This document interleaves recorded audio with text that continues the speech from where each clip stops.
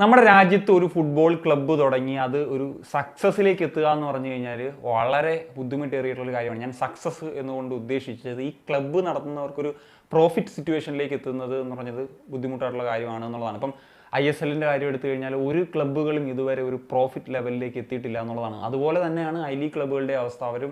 അവർക്ക് വേണ്ട വിസിബിലിറ്റി പോലും കിട്ടാതെ നഷ്ടത്തിൽ പോകുന്നൊരു സാഹചര്യം തന്നെയാണ് ഉള്ളത് എന്നുള്ളതാണ്. ഇത് വർഷങ്ങളെടുക്കും ഒരു പ്രോഫിറ്റ് എന്ന് പറയുന്ന സിറ്റുവേഷനിലേക്ക് വന്നു കഴിഞ്ഞാൽ. ഇപ്പം ഫുട്ബോളിൻ്റെ ഒരു സാഹചര്യം എന്ന് പറയുന്നത് അങ്ങനെയാണ്. ഇപ്പം ഇന്ത്യയിൽ പ്രത്യേകിച്ച് സാഹചര്യം, ഇപ്പം IPL ഫ്രാഞ്ചൈസി എന്നൊക്കെ പറഞ്ഞു കഴിഞ്ഞാൽ പെട്ടെന്ന് ആ ഒരു പ്രോഫിറ്റ് ബ്രേക്ക് ഈവൻ സിറ്റുവേഷനിലേക്ക് എത്തിയ സാഹചര്യങ്ങളുണ്ട്. പക്ഷേ ഫുട്ബോളിൻ്റെ ഒരു എന്താ പറയുക, ആ ഒരു എൻവയോൺമെൻറ്റ് ആ ഒരു തരത്തിലല്ല ഉള്ളത്. അതുകൊണ്ട് തന്നെ ഈ ഒരു ടൈം എടുക്കും എന്നുള്ളതാണ്. ഇതൊക്കെ ഇവർ റൺ ചെയ്യുന്നതിൻ്റെ പ്രധാനപ്പെട്ട കാര്യം ഈ ഓണേഴ്സിൻ്റെ പാഷനും അല്ലെങ്കിൽ എന്തെങ്കിലും ബ്രേക്ക് ഈവൻ ആകുമോ എന്നുള്ളൊരു സാഹചര്യത്തിലാണ് ഇവർ ഇതൊക്കെ മുന്നോട്ട് നയിക്കുന്നത് എന്നുള്ളതാണ്. നമുക്കറിയാമല്ലോ, നമ്മുടെ രാജ്യത്തെ ഫുട്ബോൾ ഡെവലപ്മെൻറ്റ് എന്ന് പറഞ്ഞു കഴിഞ്ഞാൽ അത്ര മികച്ച രൂപത്തിലല്ല ഉള്ളത്. ആകെയുള്ളത് ഈ പറയാൻ പറ്റുന്ന ഈ ഒരു ലീഗ് സിസ്റ്റമാണ്. അതിൻ്റെ അവസ്ഥയും ഇങ്ങനെയാണ്. പക്ഷേ എന്നിട്ടും റൺ ചെയ്യുന്നുണ്ട് എന്നുള്ളത് ഒരു പോസിറ്റീവ് ആയിട്ടുള്ളൊരു ഘടകം തന്നെയാണ്. സോ ഇനി നമുക്ക് കേരളത്തിലേക്ക് വരാം. നമുക്കറിയാം, ഇന്ത്യയിൽ തന്നെ ഏറ്റവും അധികം ഒരു ഫുട്ബോൾ ക്രൈസ് ഉള്ള ഒരു സ്റ്റേറ്റ് തന്നെയാണ് കേരളം എന്നുള്ളത് നിസ്സംശയം അറിയാം. അത് പറഞ്ഞ കായിക വകുപ്പിനും കാര്യങ്ങൾക്കും ഒക്കെ അറിയാവുന്ന ഒരു കാര്യമാണ്. കേരളത്തിൽ നിന്നൊരു പ്ലെയർ ഒരു നാഷണൽ ലെവലിലേക്കൊക്കെ എത്തണമെങ്കിൽ ഈ പറഞ്ഞ പോലെ ഈ ക്ലബ്ബുകളിൽ നിന്ന് കളിച്ച് അങ്ങനെ ഒരു ഡെവലപ്മെൻ്റ് ആണ് നമുക്കറിയാം പൊതുവെ കണ്ടിട്ടുള്ളത്. ഇപ്പോൾ ഞാൻ മറ്റ് സംസ്ഥാനങ്ങളിലേക്കൊക്കെ പോകാം.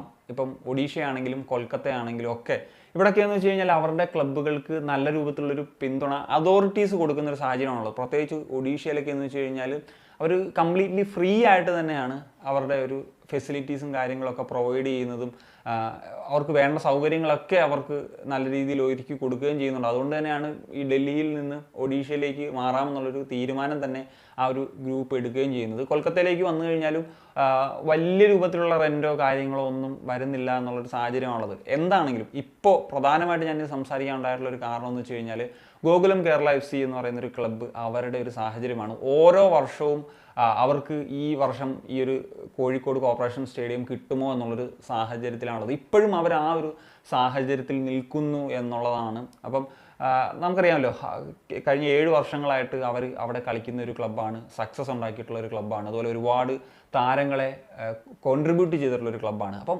അവർക്ക് ഒരു സ്റ്റേഡിയം കൊടുക്കാൻ കഴിയുമോ, അവർക്ക് ഏത് സ്റ്റേഡിയത്തിൽ കളിക്കും എന്നുള്ളൊരു അനിശ്ചിതത്വത്തിൽ നിൽക്കുന്നു എന്നുള്ളത് ആരെയാണ് നമുക്ക് അവിടെ ഇത് ചെയ്യേണ്ടത്? അവർക്ക് കരാർ പുതുക്കി കൊടുക്കുന്നില്ല എന്നുള്ളൊരു സാഹചര്യത്തിൽ അവരെവിടെ പോയി കളിക്കും എന്നുള്ളൊരു കാര്യമാണ് നമ്മൾ ചിന്തിക്കേണ്ടത്. നമുക്കറിയാം, അതിനു മുമ്പ് കോഴിക്കോട് സ്റ്റേഡിയം എന്നൊക്കെ പറഞ്ഞു കഴിഞ്ഞാൽ നല്ലൊരു രൂപത്തിലൊന്നും അല്ലായിരുന്നു ഉണ്ടായിരുന്നത്. ഈ ഗോകുലം കേരള FC അവിടെ വന്നതിന് ശേഷമാണ് ആ ഒരു സ്റ്റേഡിയവും ഗ്രൗണ്ടും ഒക്കെ ഒരു മെയിൻറ്റെയിൻ ചെയ്തു പോകുന്ന തരത്തിലേക്കെങ്കിലും വന്നിട്ടുള്ളത്. ഇപ്പം ഗോകുലത്തിന് മാത്രമല്ല, ഇപ്പം നമുക്ക് ബ്ലാസ്റ്റേഴ്സിൻ്റെ കാര്യം എടുത്തു കഴിഞ്ഞാലും ബ്ലാസ്റ്റേഴ്സ് കളിക്കുന്നത് കൊച്ചി ജവഹർലാൽ നെഹ്റു സ്റ്റേഡിയമാണ്. അപ്പം ആ സ്റ്റേഡിയത്തിൻ്റെ നിലവിലത്തെ അവസ്ഥ എന്താണെന്നൊക്കെ അറിയാമല്ലോ. കഴിഞ്ഞ സീസണൊക്കെ അവസാനിക്കുന്നതിന് മുമ്പ് കുറേ പ്രശ്നങ്ങൾ പറഞ്ഞ പോലെ പാളി ഇളകി വീണത് തൊട്ടുള്ള കാര്യങ്ങളൊക്കെ നടന്നൊരു സമയത്ത് അത് എത്രയും പെട്ടെന്ന് പരിഹരിക്കപ്പെടും എന്നുള്ള തരത്തിൽ അവരുടെ അതോറിറ്റീസൊക്കെ ഒരു ഇൻ്റർവ്യൂ ഒക്കെ ചെയ്തിരുന്നു. ഞാൻ അതുമായി ബന്ധപ്പെട്ട് വീഡിയോയും ചെയ്തിരുന്നു. സോ അന്ന് പലരൊക്കെ ചോദിച്ചിരുന്നു ഞാനിത് PR ചെയ്യുകയാണോ എന്നല്ല. അതൊരിക്കലും ആയിരുന്നില്ല. അതുകൊണ്ട് ഞാനിപ്പോൾ പറയാം, ഇപ്പം ലേറ്റസ്റ്റ് ആയിട്ടൊരു വാർത്ത വന്നിട്ടുണ്ട്. ഇപ്പോഴും അതിൻ്റെ കാര്യങ്ങളിലൊന്നും ഒരു നീക്കുപോക്ക് പല കാര്യങ്ങളും നടന്നിട്ടില്ല. ഏതാണ്ടൊക്കെ ചില കാര്യങ്ങളൊക്കെ നടന്നിട്ടുണ്ട്. പക്ഷേ ഇപ്പോഴും ആ ഒരു ഡേഞ്ചറസ് ആയിട്ടുള്ള സാഹചര്യം നിലനിൽക്കുന്നു എന്നുള്ളത് തന്നെയാണ് മനസ്സിലാക്കുന്നത് എന്നുള്ളതാണ്. അപ്പം ഈ രൂപത്തിലുള്ള വാർത്തകളൊന്നും വന്നിട്ടും ഇതുവരെ അവരുടെ തരത്തിൽ നിന്നുള്ളൊരു പ്രതികരണമൊന്നും വന്നിട്ടില്ല. ഈ കാര്യങ്ങളൊക്കെ ഫിക്സ് ചെയ്തു. ഈ പല എന്താ പറയുക, ക്ഷയിച്ച് കിടക്കുന്ന പല മേഖലകൾ അല്ലെങ്കിൽ ഡേഞ്ചറാണെന്ന് തോന്നുന്ന മേഖലകളിലൊക്കെ അവർ മെയിൻ്റനൻസ് നടത്തി എന്നുള്ളൊരു തരത്തിലുള്ള കാര്യങ്ങളൊന്നും ഇതേവരെ പുറത്തു വന്നിട്ടില്ല എന്നുള്ളതാണ്. കൊച്ചിയിൽ സ്റ്റേഡിയം ലഭിക്കാൻ വേണ്ടി ബ്ലാസ്റ്റേഴ്സ് ഓരോ വർഷം കോടികളാണ് റെൻ്റ് എന്ന് പറയുന്ന ഒരു ഇനത്തിൽ കൊടുക്കുന്നത്. മെയിൻ്റനൻസ് അതിനുവേണ്ടി വേറെ തുകയും സ്പെൻഡ് ചെയ്യുന്നുണ്ട് എന്നുള്ളതാണ്. ഒരു കാര്യം ആലോചിക്കുക, ഈ പറഞ്ഞ ബ്ലാസ്റ്റേഴ്സ് അടക്കം കോടിക്കണക്കിന് രൂപ നഷ്ടത്തിലാണ് റൺ ചെയ്ത് പൊക്കോണ്ടിരിക്കുന്നത്. എന്നെങ്കിലും ഒരു ബ്രേക്ക് ഈവൻ സിറ്റുവേഷനിലാകുമെന്നുള്ള സാഹചര്യത്തിലാണ്. എങ്കിലും ഈ പറയുന്ന പോലെ പണം കൃത്യമായിട്ട് കൊടുക്കേണ്ട ഒരു സാഹചര്യം തന്നെയാണുള്ളത്. ഒന്ന് ആലോചിച്ച് നോക്കിയാൽ നമുക്ക് ഇപ്പം FC കൊച്ചിനും അല്ലെങ്കിൽ വിവ കേരളയൊക്കെ പൂട്ടിപ്പോയൊരു സാഹചര്യത്തിൽ നിന്ന് പിന്നീട് കുറേ വർഷങ്ങൾ നമുക്ക് കേരളത്തിന് ഒരു ക്ലബ്ബ് ഉണ്ടായിട്ടുണ്ടായിരുന്നില്ല. സോ അത് കഴിഞ്ഞിട്ടാണ് പിന്നീട് കേരള ബ്ലാസ്റ്റേഴ്സും ഗോകുലും ഒക്കെ വരുന്നത്. എനിക്ക് തോന്നുന്നു ഇങ്ങനത്തെ ഒരു സാഹചര്യമാണ്. അതായത് ഒരു തരത്തിലുള്ളൊരു സപ്പോർട്ടും ഇല്ല. സപ്പോർട്ട് മാത്രം ഇല്ല എന്നുള്ളതല്ല, അതിന് പുറമേ ആണെങ്കിൽ ഈ പറഞ്ഞ പോലെ വലിയ രൂപത്തിലുള്ള ചാർജുകൾ, ചിലപ്പം സ്റ്റേഡിയം വിട്ടുകൊടുക്കില്ല എന്ന് പറയുന്നൊരു സാഹചര്യം വരുന്നു. പിന്നെ മറ്റ് ന്യായങ്ങൾ അല്ലെ മറ്റ് പല പ്രശ്നങ്ങൾ. അപ്പം ഇതൊക്കെ തരണം ചെയ്ത് വേണം ഇവിടെ ഒരു ക്ലബ്ബ് റൺ ചെയ്യാനെന്നുള്ളതാണ്. നമുക്കറിയാം, ഒരു ക്ലബ്ബ് ഈ പറഞ്ഞ പോലെ പല നഷ്ടങ്ങൾ സഹിച്ചു പോകുന്നൊരു സാഹചര്യത്തിൽ ഈ കാര്യങ്ങൾ കൂടി മാനേജ് ചെയ്യേണ്ടി വരുന്നത് എന്നുള്ളത് വളരെ ബുദ്ധിമുട്ടിയ ഒരു കാര്യം തന്നെ. ഉപകാരം ചെയ്തില്ലെങ്കിലും ഉപദ്രവിച്ച് കുളം തോട്ടി ഈ ക്ലബ്ബുകളെയൊക്കെ പൂട്ടിക്കുമെന്നുള്ള ഒരു മെൻറ്റാലിറ്റി ഉള്ള അധികാരികൾ എന്നല്ലാണ്ട് വേറെ ഒന്നും പറയാനില്ല എന്നുള്ളതാണ്. അവർ നഷ്ടത്തിൽ പോവുകയും അവർ പൂട്ടിപ്പോവുകയും എന്ത് വേണമെങ്കിലും ചെയ്തോട്ടെ, പക്ഷേ ഞങ്ങൾക്ക് കോടികൾ റെൻറ്റ് വേണം, എൻ്റർടൈൻമെൻറ്റ് ടാക്സ് വേണം, ഇങ്ങനെയുള്ള കാര്യങ്ങളെല്ലാം പോയി അതൊന്നും ഇവിടുത്തെ ഒരു ഫുട്ബോളിൻ്റെ ഡെവലപ്മെൻറ്റും അതിലൊന്നും കാര്യമില്ല.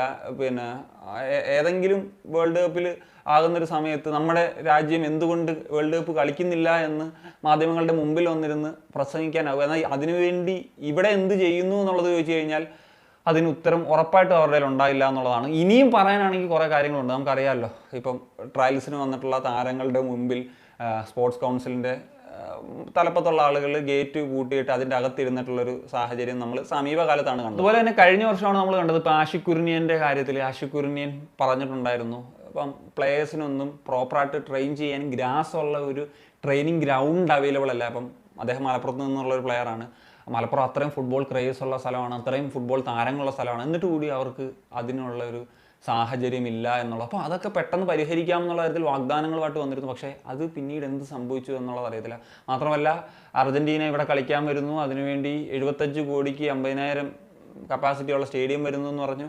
സ്റ്റിൽ അതിനെപ്പറ്റി യാതൊരു വിധത്തിലുള്ള കാര്യങ്ങളും ഇല്ല. ഈ 75 കോടിക്ക് അങ്ങനെ 50,000 കപ്പാസിറ്റിയുള്ള സ്റ്റേഡിയം ഉണ്ടാക്കും എന്നുള്ളത് അത് വേറൊരു കാര്യം. അത് ഞാൻ ഇനി പറയുന്നില്ല, അത് നിങ്ങൾ ഗൂഗിളിൽ ഒക്കെ എങ്ങനെയാണെന്ന് വെച്ചാൽ സെർച്ച് ചെയ്ത് നോക്കുക.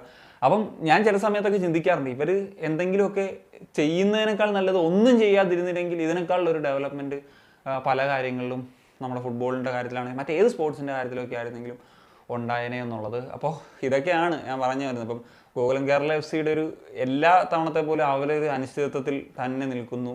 അതുപോലെ തന്നെ കേരളത്തിലുള്ള ഓരോ ക്ലബ്ബുകളുടെയും അവസ്ഥ ഇവിടെ പറയുന്ന പോലെ ഒരു സപ്പോർട്ടും കാര്യങ്ങളൊന്നും കിട്ടാത്തൊരു സാഹചര്യത്തിലാണുള്ളത്. അപ്പം തീർച്ചയായിട്ടും ഞാൻ സാധാരണ രീതി പറയാത്ത ഒരു കാര്യമാണ്, നിങ്ങളിത് ആളുകളിലേക്കും മറ്റുള്ളവരിലേക്കൊക്കെ ഷെയർ ചെയ്യണമെന്നും കൂടി ഞാൻ പറയുകയാണ്. കാരണം എന്ന് വെച്ച് കഴിഞ്ഞാൽ നമുക്ക് ഈ ഒരു സാഹചര്യം നമ്മുടെ കേരള ഫുട്ബോൾ രംഗത്ത് അല്ലെങ്കിൽ കേരള സ്പോർട്സ് രംഗത്തൊന്നും അത്ര നല്ലതല്ല. അതിനൊരു ചേഞ്ച് ഉണ്ടാകുക തന്നെ വേണം. സോ എന്താ പറയുക, ആരെ കുറ്റം പറയാതെ തന്നെ പറയാം, ചെയ്യാൻ കഴിയുന്നത് ചെയ്യുക എന്ന് മാത്രമേ പറയാനുള്ളൂ. ദ്രോഹിക്കാതെ ആരെയും ഇരിക്കുക. ഇവരെല്ലാവരും പാഷൻ്റെ പുറത്തൊക്കെ തന്നെ മുന്നോട്ടിറങ്ങിയതാണ്. അപ്പം അവരൊക്കെ മാത്രമേ ഉള്ളൂ ഈ എന്തെങ്കിലും ഡെവലപ്മെൻറ്റ് ചെയ്യണമെങ്കിൽ അവരുടെ ഒരു നിലനിൽപ്പ് ആവശ്യമാണ്. So that's it guys. അപ്പോൾ നിങ്ങളുടെ ഒപ്പീനിയൻസ് ഉറപ്പാടും കമ്പോസ് ചെയ്യാൻ സനിയ.